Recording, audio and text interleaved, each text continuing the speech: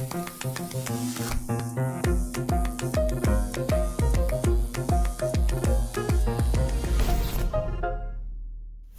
gu gara Naia, Scarlett eta Nora, eta gaur gure eskultura nola egin genuen azalduko dizuegu.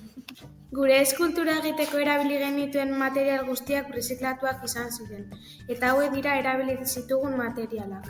Egurra, lija, boligrafoa, papela, gesoa, tenpera, arkatza, paleta, kora pistola, media eta azkenik pintzela. Gure eskultura egiteko egin genuen lehen pausua gure egur zatia lijatzea izan zen. Gero, alambreak moztu eta bi alambre elkarrekin batu genitu.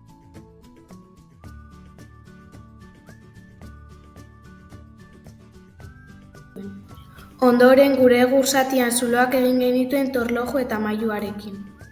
Zulo handiegiak egin genituenez, kola beroa jarri behar izan genuen, hobete usteko. Ondoren, alambreari forma abstraktua eman, eta sendoago izateko zati batzuetan alambre gehiago gehitu genion.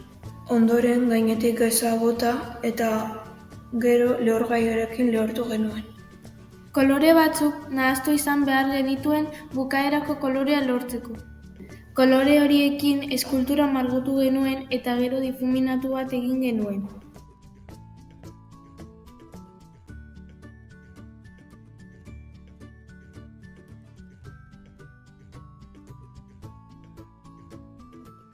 Lehorgailuarekin zikatu eta bigarren kapa bat eman genion.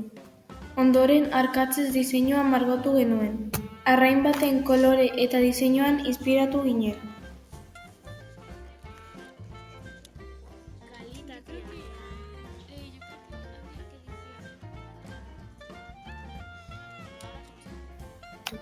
Azkenik diseinua boligrafoarekin errepasatu genuen. Hau izan da dena. Espero gustatu izana. Agur!